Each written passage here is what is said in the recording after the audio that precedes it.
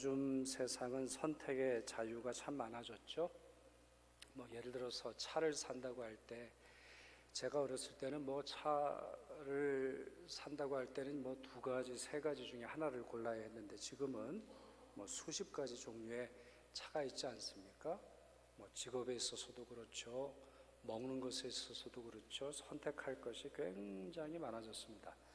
그러나 선택할 것이 많아져서 더 행복하리라고 생각을 하지만, 오히려 우리가 더 더 불행한 건 아니겠습니다만 행복감이 과거보다 덜한 것이 아닌가, 이런 생각이 듭니다. 최근에 결정장애가 늘었다 그러죠. 결정장애 들어보셨습니까? 선택하는데 장애가 있다는 거예요. 뭔가 결정하는데 어려움을 느끼는 사람들이 많다고 합니다. 식당의 예를 좀 들어볼까요? 여러분, 이 메뉴 들어보셨어요? 짬짜면. 짬짜면이라고 들어보셨어요? 이게 뭐죠? 짬뽕과 짜장면 사이에서 방황하는 사람에게 그냥 두 가지를 한꺼번에 먹으라는 거예요. 최근에는 메뉴가 좀 늘었대요. 된치찌개라고 있대요. 이거는 뭘까요, 여러분? 된장찌개와 김치찌개 사이에서 늘 방황하는, 결정하지 못하는 사람을 도우려고 이렇게 만들었다는 거예요. 실제 이야기입니다. 그리고 복짬자면, 볶음밥과 짬뽕, 이 두 가지를 함께 먹는다 그래요. 그래서 어떤 식당에서는, 여러 식당에 조사를 해보니까 여러 식당인데 아무거나라고 하는 메뉴를 실제로 만들어서 팔고 있다 그래요. 슬라이드가 준비가 됐을 텐데, 어떤 식당의 메뉴판이 이렇습니다. 스페셜 정식이 4,500원, 우동 정식이 4,500원인데 아무거나는 4,000원이에요.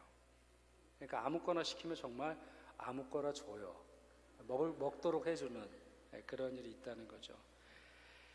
근데 메뉴를 정하는 데 있어서는 아무거나 먹어도 우리가 큰 문제가 생기는 건 아니겠습니다만, 어떤 윤리적인 문제에 있어서, 아니면 영적인 문제에 있어서, 신앙의 문제에 있어서까지 결정장애를 느끼고 있다면 그건 주님의 기쁨을 얻을 수 없을 것입니다.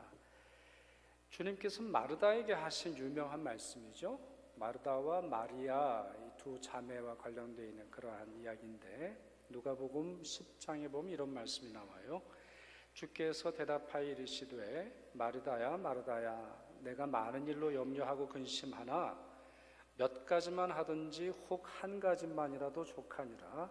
마리아는 이 좋은 편을 택하였으니 빼앗기지 아니하리라 하시니라. 다음과 같이 말씀하시죠. 이 말씀은 마르다와 마리아의 갈등 사이에서 예수께서 하신 말씀이에요. 정황은 여러분이 잘 아시겠습니다만, 당시 마르다는 굉장히 분주했어요. 예수님이라고 하는 손님이 왔기 때문에 또 예수님과 함께 여러 제자들이 동행했겠죠. 그러니 음식을 준비하는 것은 너무나 당연하게 보여요. 그러나 음식을 함께 준비할 동생 마리아는 식당과 또 식탁을 차리는 일에 동참하지를 않고 예수님 앞에서 말씀을 듣고 있다는 것에 마르다는 큰 분노를 느꼈던 것 같아요. 그리고선 예수님께 하소연을 하고 있습니다. 지금도 그렇죠. 그때 2000년 전이니까 손님이 왔을 때, 또 귀한 손님을 영접하고 맞아들일 때 음식을 준비하고 또 식탁을 차리는 일은 여주인의 몫이었을 겁니다. 이게 전통이에요. 이게 사회적 신념이에요. 이걸 뻔히 이거는 누가 말을 해주지 않아도 눈치만 조금 있으면 쉽게 이해할 수 있는 것이죠. 그런데 마리아는 아주 독특하게 행동하잖아요. 눈치 본다거나 상황에 따르거나 전통을 따르거나 사회적 신념에 따라서 자기가 있어야 할 곳에 있는 것이 아니라 선택적으로 판단하고 있다는 것을 우리가 이해할 수 있습니다. 이 사실이 이제 언니에게는 분노를 일으키게 되죠. 선택적으로 판단하는 이 일이 언니의 분노를 일으킵니다. 그러나 누가복음 10장에 나오는, 11장에 나오는 이 말씀 내용처럼 주님은 마리아가 더 좋은 편을 선택했다, 이렇게 말씀하세요. 그러니까 상황에 따라서 움직이는 생각 없는 열정보다 선택적 행동이 더 칭찬받는다라는 사실을 우리로 하여금 깨닫게 하시는 것이죠. 오늘 우리가 살펴보려고 하는 이 모세 이야기, 모세의 삶에 대한 이 히브리서 11장에 있는 내용은 이 점에 있어서 우리에게 아주 중요한 교훈을 줍니다. 어떤 것을 선택하고 그것을 이루어내는 과정에서 우리에게 필요한 것이 무엇인지 매우 구체적으로 또 매우 상세하게 우리에게 알려주죠. 그 중에서 우리가 놓치지 말아야 할 두 가지를 꼽아 볼 수 있겠다, 이런 생각을 합니다. 첫째는 모세가 믿음의 삶을 선택하기 위해서 무언가를 거절했다라고 하는 것입니다. 믿음을 선택하는 과정에서 무엇인가를 거절했다라는 것이 이 모세의 선택의 중요한 특징이고, 두 번째는 그가 무엇을 버릴 것인가, 그리고 무엇을 선택할 것인가는 그가 깨달은 가치에 의해서 움직이고 있다는 거예요. 단순히 느낌으로 아니면 어떤 상황으로 어쩔 수 없는 피치 못할 일로 인해서 어떤 일을 결정하는 것이 아니라 세운 가치, 믿음의 가치, 하나님께서 깨닫게 해주신 가치에 의해서 어떤 것은 거절하고 어떤 것은 선택하고 있다는 것을 우리에게 보여줍니다. 사실 이것은 모세만의 특징은 아닙니다. 모세만의 모습이 아니라 11장 전체, 이 히브리서 11장 믿음의 사람 전체의 특징이기도 합니다. 이 두 가지, 하나님을 선택하기 위해서 무엇인가를 포기하고 내려놓고 거절했다라고 하는 것과, 그리고 그 모든 것이 가치에 의해서 진행되고 있다는 것을 우리가 살펴볼 수 있죠. 자, 첫 번째 특징의 모습을 좀 보시죠. 25절을 보시면 모세가 잠시 죄악의 낙을 누리는 것보다 하나님의 백성과 함께 고난받는 것을 선택했단 말이에요. 그는 선택합니다. 자기 자신이 부귀 영화를 누리고 홀로 거하는 것보다 하나님께서 내게 허락하신 신앙의 공동체와 함께 고난을 받겠다 선택했다고 말해요.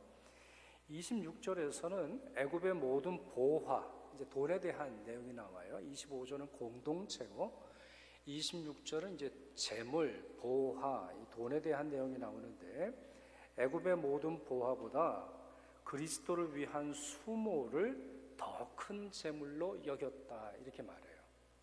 그러니 그는 하나님이 없는 돈보다 하나님과 함께하는 고난이 더 큰 부요함이라는 것을 선택적으로 이해했고 그것을 선택했다 말하는 것이죠. 그런데 이 내용이 시작되는 24절의 내용을 보시면 히브리서 저자가 이렇게 말하는 것을 볼 수 있죠. 좀 소리가 좀 울리는데, 자, 24절에 다음과 같은 구절이 나옵니다. 모세는 장성하여 바로의 공주의 아들이라 칭함받기를 거절하고, 자, 여기서 키워드를 꼽아보라고 한다면 거절하고라고 하는 이 말입니다. 24절에 거절하는 것으로부터 시작을 해서 25절에 왕궁의 삶을 포기하고 하나님의 백성과 함께 고난받는 것을 선택하고, 그리고 26절에 내가 왕궁에서 거하는 어떠한 보화보다 믿음의 삶을 걸어감으로 말미암아 얻는 고난이 더 큰 재물이라고 하는 것을 선택하였다라고 하는 그 내용이죠. 여기서 중요한 말, 거절한다라고 하는 말입니다. 무엇인가를 선택한다라고 하는 말은 무엇인가를 거절한다라고 하는 말과 동일합니다. 자주 말씀드립니다만 지금 우리 신혼부부가 우리 함께 예배를 드리고 있는데, 우리가 결혼이라고 하는 것을 생각을 해보시죠. 한 남자 한 여자를 사랑해서 결혼한다라고 하는 말은 다른 남자들 다른 여자들을 거절한다라고 하는 말입니다. 어떠한 경우에 있어서도 내 정절을, 내 순수함을, 내가 가지고 있는 가장 귀한 사랑을 줄 수 없다라는 것을 선언적으로 보여주는 것이죠. 빛과 어둠은 함께 선택할 수 없습니다. 참과 거짓은 동시에 공존할 수 없습니다. 참을 선택한다라고 하는 말은 거짓을 버린다는 말입니다. 거짓을 선택한다라는 말은 참을 버리겠다라고 하는 말이죠. 그런 점에서 이 두 가지를 선택한다라고 할 때는 모든 것을 잃어버리는 그런 상황에 빠지게 되는 것이죠. 한참 전의 이야기입니다만, 이 히브리서보다는 한참 전의 이야기입니다만, 여호수아기를 읽어보면 여호수아가 주님의 은혜와 세속적인 부귀 아니면 세속적인 즐거움 사이에서 방황하는 이스라엘 사람들을 향해서 다음과 같은 말로 결단을 촉구했다는 사실을 알려줍니다. 그것이 여호수아 24장 15절입니다. 여호수아 24장 15절 우리 한 목소리로 같이 읽겠습니다. 만일 여호와를 섬기는 것이 너희에게 좋지 않게 보이거든 너희 조상들이 강 저쪽에서 섬기던 신들이든지 또한 너희가 거주하는 땅에 있는 아모리 족속의 신들이든지 너희가 섬길 자를 오늘 택하라. 오늘 나와 내 집은 여호와를 섬기겠노라 하니. 자, 여러분, 이 말씀에서 여러분들이 쉽게 이해하실 수 있겠습니다만 여호와 하나님은 다른 신들과 함께 선택받는 것을 가증히 여기십니다. 그러니까 다른 선을 섬기고 다른 신을 좋아하는 것처럼 하나님을 섬기고 하나님을 선택하는 것을 가증히 여기십니다.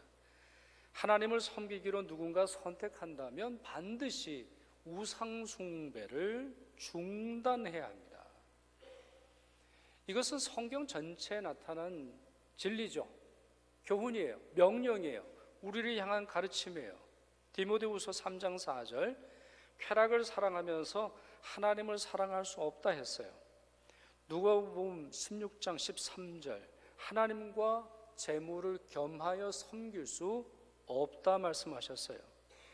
또 에베소서 5장 5절 말씀을 보시면 음행과 더러움과 탐욕을 품고는 그리스도와 하나님의 나라에서 기업을 얻을 수 없다 분명히 그와 같이 말씀을 하시죠.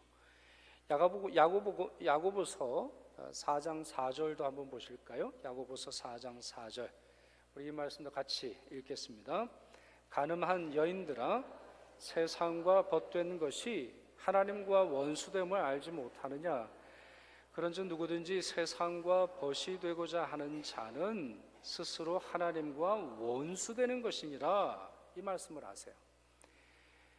우리 현대인들이 이 말씀을 좀 주의 깊게 읽어야 해요. 여기서 이제 간음은 영적 간음은 아닌 것 같아요. 육체적 간음을 말하는 것 같아요. 그러니까 가정의 질서를 깨뜨리는 거죠. 하나님께서 정하시고 하나님의 축복 속에서 부부의 인연을 맺은 그 관계를 깨는 사람들을 매우 좀 직접적이고 그리고 매우 엄격하게 말씀을 하고 계세요. 말씀을 좀 하고 있어요. 아마 이 여인들이 이렇게 생각한 것 같아요. 자기가 간음죄를 저지르고 자기가 어떤 윤리적인 문제를 저지르고 세상과 친구가 되고 세상의 즐거움 속에서 산다 할지라도 하나님을 믿고 하나님의 사랑을 의지하고 하나님을 좋아한다면 하나님의 백성이 될 수 있으리라고 여겼던 것으로 보입니다. 그러나 여러분 이 문장은 너무나 명료하지 않습니까? 세상과 벗이 되려고 할 때 하나님과는 원수가 되는 겁니다. 그것은 단순히 신앙적이고 영적이고 초월적인 문제에만 국한되는 것이 아니라 도덕적이고 윤리적이며 하나님께서 내게 공급하시는 모든 삶의 체계에 있어서도 동일하다는 것입니다. 그 모든 삶의 체계 속에서 하나님을 선택하고자 할 때는 세상을 거절해야 합니다. 세상에서 주는 유익함과 세상이 주는 쾌락의 유익함을 거절해야 한다는 것을 우리는 깊게 이해해야 합니다. 여러분, 인간에게는 눈이 둘이 있죠. 둘이 있는 이유는 무엇일까요, 여러분? 왜 우리에게 눈이 두 개가 있어요? 그것은 하나의 사물을 더 명확히 보려 함이지 동시에 두 가지를 볼 수 있어서가 아닙니다. 여러분, 동시에 두 가지를 보려고 할 때 이쪽 눈 또 다른 쪽 눈이 서로 다른 것을 보려고 할 때 우리는 아마 정신을 잃어버릴 겁니다. 이 두 가지를 가지고 각기 다른 것을 한다고 할 때, 다른 사물에 초점을 맞추려고 할 때 우리는 정신을 잃고 말 것입니다. 우리가 하나님을 선택하는 데 있어서, 또 하나님께서 원하시는 삶을 선택하는 데 있어서의 장애, 바로 여기서 시작하는지 모르겠습니다. 하나님만을 선택하지 않는 거죠. 하나님의 명령만을 선택하지 않는 것입니다. 하나님도 일부분, 세상도 일부분 선택하면서 하나님의 축복을 기다리기 때문에 우리는 온전한 하나님의 은혜를 경험하지 못하고 있는 것이죠. 자, 두 번째 모습도 좀 살펴보죠. 첫 번째 모습은 이 모세가 바로의 공주의 아들이라 칭함받기를 거절했다라고 하는 것을 이제 말씀을 드렸고요. 두 번째는 그가 어떤 기준을 세우고 이 모든 일들을 결정하고 또 진행했다라고 하는 사실을 말씀을 드리려고 합니다. 그는 기준 없이 하지 않았어요. 그는 내키는 대로 어떤 것을 포기하고 내키는 대로 어떤 행동을 선택하지 않았습니다. 분명한 기준을 따라 그는 이 행동을 하고 있는데, 그 기준은 가치입니다. 가치, value.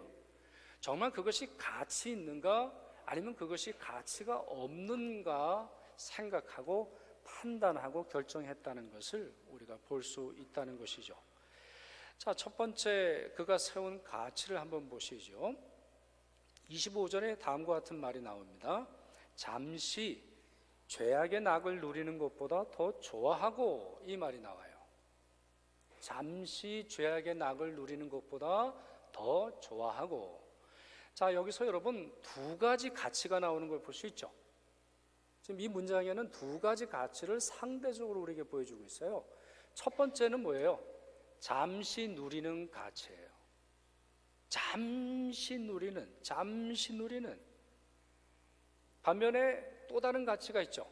영원히 누리는 가치가 있다는 것을 이 짧은 문장이 보여줘요. 모세가 볼 때 바로의 공주의 아들로서 누리는 영화, 그게 아무리 좋아 보인다 할지라도 잠시 죄악의 낙을 누리는 것이 지나지 않아요. 그게 기껏해야 40년 갈까요? 그게 기껏해야 70년 갈까요? 그게 기껏해야 80년 갈까요? 100년이나 갈까요? 그리고서는 소리 없이 사라지는 것들이에요. 지난 주간에 몸이 좀 이제 불편하고 그러니까 몸을 좀 막 움직이려고 해서 책들을 조금 정리를 했어요. 한 100권 정도를 버린 것 같아요. 아직 그게 제대로 한 결정인지 모르겠어요. 이 아플 때는 원래 그러면 안 되는데 한 100권 정도를 골랐어요. 정말 읽지 않고 제가 가지고 있는 책들이지만, 돈 주고 산 책들이지만, 그렇게 앞으로 21세기에 제가 읽어야 할 가치를 저에게 주지 못하는 책들 버릴 거예요. 앞으로 한 몇백 권 더 이제 버릴 예정입니다만, 뭐 그런 거죠. 사실 우리는 정말 일시적이고 기껏해야 하루 이틀, 기껏해야 20-30년 머물 만한 것에 우리의 삶과 우리의 자존심과 우리의 신앙을 맡길 때가 얼마나 많은지 몰라요. 그에 비해서 하나님의 길은 영원함으로 이루어지는 길이었죠. 그러니 잠시 누리는 즐거움을 어떻게 선택하겠어요? 그에 비해서 하나님께서 주시는 영원한 즐거움을 위해서 자기 삶을 헌신하는 노력을 그가 선택하게 되는 것이죠. 두 번째는 26절입니다. 26절에 이 모세가 어떤 가치를 내리고 있는지 다음과 같은 문장을 통해서 우리는 확인할 수 있어요. 이는 상 주심을 바라봄이라 했어요. 이는 상 주심을 바라봄이라. 지금 24절, 25절, 26절은 계속 그가 바로의 공주의 아들로서 남았을 때의 부귀영화와 또 다른 것을 대조적으로 설명을 하고 있는데, 그 중에 하나가 이 문장이에요. 여러분, 그가 바로의 공주의 아들이 됐던 건 큰 행운이에요. 행운도 그런 행운이 어디 있어요? 우리가 럭키라고 이제 말할 수 있겠는데, 아니 친엄마가 갈대 상자에 아기를 담아가지고 이 갈대 숲에 놔뒀거든요. 근데 누군가가 그 아이를 픽업을 해서 먹여주고 재워주고 공부만 시켜준 게 아니라 자기의 아들을 삼아줬어요. 그것도 왕궁에서 사는 아들로 삼아줬단 말이에요. 왕자로서 키워주는 놀라운 특혜를 입었단 말이에요. 행운도 이런 행운이 어디 있어요? 행운도 이렇게 큰 행운이 어디 있어요? 이것도 하나님의 복이고 하나님의 뜻이겠지만 중요한 것이 있어요. 그 가운데는 하나님의 상이 없다는 거예요. 모세는 분명히 자기의 삶을 어떻게 해야 할지 고민했을 거예요. 자기가 누리는 40년간 누렸던 이 왕궁의 삶의 그 달콤함과 또 왕궁 밖의 삶의 그 처절함과 그 잔인함에 대해서 그는 너무나 잘 알고 있었어요. 그 출애굽기를 통해서 우리 알 수 있잖아요. 그래서 자기의 동족들을 괴롭히는 이 애굽인을 돌로 쳐서 죽이게 되는 그런 과정까지 겪을 정도로 그에게는 큰 갈등이 있었어요. 그럴 때 그가 선택한 삶은 뭐예요? 행운으로 다가온, 세상의 부정의와 세상의 죽음의 문화와 세상의 가난함과 세상의 눈물 전혀 돌보지 않는 행운의 삶 속에서 나 혼자 누리는 즐거움에 있기보다 하나님이 상 주시는 삶이 무엇인지를 터득하고 그 상 받고자 자기의 삶을 헌신하는 것을 선택하고 있어요. 이것은 매우 놀라운 선택이에요. 그 과정에서 그와 같은 것에 순종할 때 수고와 고난이 따른다라는 것을 그는 잘 알고 있었습니다만 하나님의 칭찬과 하나님의 상급을 더 좋아했죠.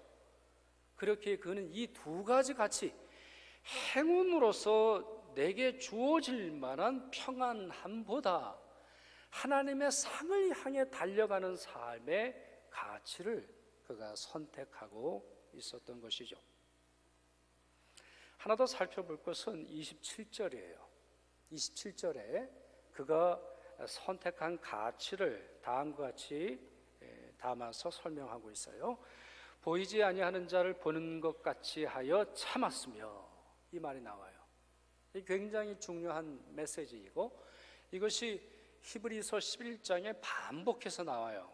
아브라함에 대해서 또 여러 다른 믿음의 사람을 향해서 이 말을 쓰고 있어요. 요셉을 향해서도 마찬가지인데, 사실 우리는 눈앞에 보여지는 것도 해결하기 어려워서 참 고난 중에서 살아가요. 우리의 육체의 눈, 우리의 육체의 경험조차도 해결하지 못해서 참 급급해 살아가고 있습니다만, 그와 같이 보이는 가치보다 모세는 보이지 않는 가치가 훨씬 소중하다는 것을 깨닫습니다.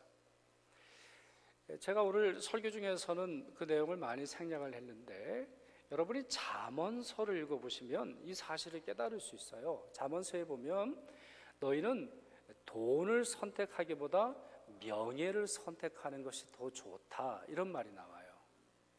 돈보다 명예를 선택하라, 이 말이 나오는데, 여러분 돈은 눈에 확실히 보이는 거 아니에요? 근데 명예가 어떻게 보여요? 명예는 잘 안 보여요. 사람이 주는 명예가 아니라 이것은 하나님께서 인정하시는 하나님의 칭찬에 가까운 말인데요, 이건 잘 보이지 않아요. 명예, 그게 밥 먹여줍니까? 명예, 그게 내 썰리를 높여줘요? 누구에게 박수를 받는, 칭찬받는 삶이라 해서 내 삶의 처지가 나아져요? 민족을 위해서 일하고 공의를 위해서 일하고 정의를 위해서 일한다고 할 때 내 삶의 처지가 나아져요? 눈에 보이지 않는 것처럼 보여져요. 그러나 성경은 매우 일관되게 우리에게 가르쳐줘요. 눈에 보이는 것보다 눈에 보이지 않는 것이 훨씬 소중하다는 것을 우리에게 알려주죠. 모세의 경우를 보죠. 눈앞에 떡하니 자리잡고 있는 애굽 왕, 애굽 군대, 애굽 문화, 애굽 국경을 그는 선택하지 않았어요. 오히려 그가 눈으로 볼 수 없는 존재를 의지하고 바로 눈으로 볼 수 없는 그 하나님께서 주시는 명령대로 살아가죠. 그래서 눈에 보이는 대로 사는 것이 아니라 눈에 보이지 않는 중에 이제 삶의 원리를 터득해 나갑니다. 예를 들어 볼까요? 홍해를 그가 건너잖아요. 홍해는 눈에 보이지 않는 길이 그에게 나타난 놀라운 기적이에요. 길이 어디 있어요?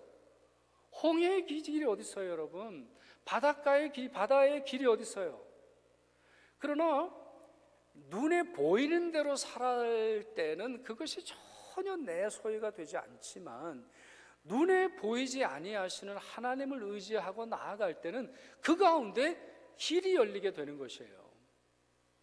광야에 물이 어디 있어요? 광야의 길이 어디 있어요? 광야의 피난처가 어디 있어요? 광야에 자기의 삶의 피곤함을 내려놓고 쉴 만한 곳이 어디 있어요? 그러나 눈에 보이지 아니하시는 하나님께서는 바위 속에 샘을 숨겨 놓으셨고 보이지 않는 공중에서 만나가 내리게 하셨으며 또한 불어오는 바람을 통해서 메추라기를 공급하시는 놀라운 기적을 그에게 보여주세요. 그 원인이 어디 있어요? 눈에 보이지 않는 것을 더 소중히 여기시는 하나님을 선택했기 때문이에요. 그리고 여러분, 우리도 이 사실을 통해서 깨달아야 돼요. 눈에 보이는 것이 전부인 줄 알고 주님께 기도하고 주님 앞에서 예배를 드릴 때는 눈에 보이는 것만 하나님께서 역사하실지 몰라요. 그에 반해서 눈에 보이지 아니하시는 하나님의 더 놀라운 영적 가치가 있다는 사실을 이해할 때 하나님은 우리가 예상하지 못하는 길로 우리를 축복하시죠. 모세의 가치를 다음과 같이 정리할 수 있겠죠. 모세는 일시적인 가치를 버리고 또 찰나적인 가치를 버리고 영혼의 가치를 선택했습니다. 그는 세상이 주는 행운, 세상이 주는 운세보다 하나님이 주시는 상급이 더 가치 있다는 것을 알았습니다. 그리고 모세는 보이는 세상에 존재하는 어떠한 것보다 보이지 아니하시는 하나님이 더 탁월하고 더 아름다우며 더 강하고 더 영광스럽다는 사실을 그가 깨닫죠. 그리고 그와 같은 가치 판단에 의해서 자기가 어떻게 살아갈지 선택하고 있는 것을 볼 수 있습니다. 우리가 실패하는 이유도 여기 있습니다. 우리가 자꾸 어떠한 하나님의 은혜 또 하나님께서 우리에게 공급하실 축복을 잃어버리는 이유는 여기 있어요. 우리가 가치를 모르기 때문이죠. 아직도 세상의 가치, 아직도 보여지는 가치, 아직도 일시적인 가치에 머물러 있기 때문에 하나님께서 공급하시는 영원한 가치, 하나님께서 우리에게 보여주시는 보이지 않는 세계까지 이룰 수 있는 가치, 하나님께서 우리에게 말씀하시는 하나님 나라의 가치에 이르지 못하고 있는 것입니다. 여러분, 가을은 수학의 계절이죠. 이제 이번 주간에는 한국 명절 아닙니까? 이제 추석이 이번 주간에 있게 되는데 수학의 계절이라고 하는 말은 정말 선택과 관련된 주제를 잘 설명해 줍니다. 여러 번 말씀을 드립니다만 농부는 가치를 판단합니다. 봄철에 농부는 판단을 하잖아요. 자기가 지을 농사의 양을 결정해요. 자기가 얻을 수 있는 과수, 배를 키우건 사과를 키우건 여러 가지 작물을 키우건 자기가 얻을 만한 가치를 판단합니다. 그래서 봄에 첫눈이 올 때, 첫 꽃눈이 올라올 때 과감히 잘라냅니다. 올해 나는 큰 과일을 얻을 거야 하면 배를 키우는 농부의 경우는 약 30cm의 거리를 두고 그 사이에 있는 꼰둔을 다 따냅니다. 그거 놔두다가는 여름철 고생은 고생대로 하고 마음속에 헛된 소망을 품으면서 이 모든 것들의 열매가 며칠이라 생각을 하고 잘못된 판단 속에서 아무것도 얻지 못하는 거예요. 능숙한 농부는 가치를 판단합니다.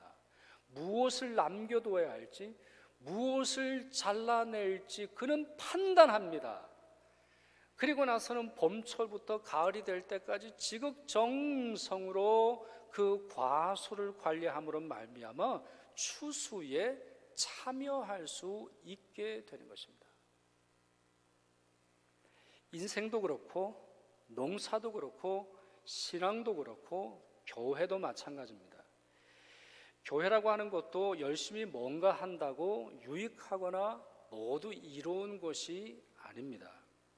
하지 않아도 되는 일까지 하느라 정작 가치 있는 일을 놓치고 피곤에 빠지는 경우가 얼마나 많은지 몰라요. 그래서 정말 중요한 건 정말 하나님께서 원하시는 축복을 누리지 못하고 어려움 속에서 있는 교회 참 많이 보게 되는 것이죠. 풍요로운 열매를 맺고자 한다면 마리아처럼 한 가지라도 잘 선택해야 합니다. 정말 하나님께서 원하시는 교회, 하나님께서 원하시는 성도, 하나님께서 진정한 축복으로 함께 하시는 믿음의 사람이 되고자 할 때는 몇 가지만이라도 가치를 정해서 올바른 가치죠. 여기서는 반복해서 말씀드립니다만 내 가치가 아니에요, 내 느낌이 아니에요, 내가 처한 상황이 아니라 하나님께서 명령하신 그 가치를 붙들고 그 가치에 따라서 내 삶을 정리하고 때로는 하나님께서 원하시는 것을 선택해야 하는 것이죠. 여러분과 우리 교회가 이와 같은 것, 가치 있는 것을 잘 선택할 수 있기를 바랍니다. 또한 선택한 것에 열정을 가지고 추진할 수 있기를 바랍니다. 우리 그렇게 하기 위해서 지금이 아주 적기죠. 우리 하반기 때는 그 어느 때보다 교회가 선택할 때입니다. 이제 다음 주, 이번 주 금요일부터 부흥회가 시작하잖아요. 특별히 이번에 부흥회 주제를 강조해서 말씀드립니다만 가치관, 세계관이에요. 현대 교회가 이렇게 흔들리는 이유, 현대 사람들이 흔들리는 세계에 대한 관점이 흔들리기 때문이에요. 가치가 흔들리기 때문이에요. 뭐가 나를 이롭게 하는지, 뭐가 나를 해롭게 하는지 사람들이 이미 다 상실해 버렸어요. 그래서 수많은 악한 가치와 함께 선한 가치 몇 개를 넣어놓고 하나님의 복을 기다리는 그러한 시대 속에서 있어요. 이번 부흥에 여러분들이 소망하는 마음으로 꼭 참여하시길 바랍니다. 또 교회가 중요한 이제 선택들을 내릴 그런 때입니다. 헌장 개정위원회 1년간 열심히 준비하셨죠? 이제 여러분들에게 보고하실 겁니다. 교회 이전 위원회 열심히 활동하셔서 이제 중요한 단계 하나하나 스텝 바이 스텝 지금 진행하고 있는데 그 보고를 여러분들이 듣게 되실 것입니다. 또 11월엔 총회가 있죠. 저희 매년 11월에 인사총회가 있습니다. 교회 일꾼들을 선택하고 이제 새로운 임무를 맡겨드리는 그런 과정 중에 있어요. 그렇게 여러분 9월, 10월, 11월은 저희 교회의 사역들을 마무리하고 새로운 이제 대림절, 새로운 믿음의 절기를 향해서 나아가기 위해 중요한 갈림길에 있을 때이죠. 이럴 때 여러분과 우리 모두가, 우리 교회 전체가 참된 가치를 다시 재확인하고 그 가치를 위해서 버릴 것은 버리고 포기할 거 포기하고 남겨놓을 거 남겨놓고 역사의 뒤한 길로 써놓을 것은 써놓으면서 하나님의 은혜를 향해 전진해 나갈 수 있기를 소망합니다. 기도하겠습니다. 사랑과 자비로 저희를 지키시고 말씀과 훈계로 저희를 가르치시는 주님, 저희에게 선택의 기회와 축복 주심에 감사드립니다. 저희와 가정과 교회와 민족이 가치 있는 것을 깨닫고 선택할 수 있도록 도와주시옵소서. 저희의 눈이 가리워 세상의 즐거움과 편안함만을 쫓을 때가 많사오니 또한 복음의 가치를 기억하지 못하여 무분별함과 과도한 일에 빠질 때도 많사오니 그때마다 성령께서 저희를 지혜와 믿음의 길로 이끌어 주시옵소서. 만물의 으뜸이 되시고 교회의 머리가 되시는 주 예수 그리스도의 이름으로 기도드리옵나이다. 아멘.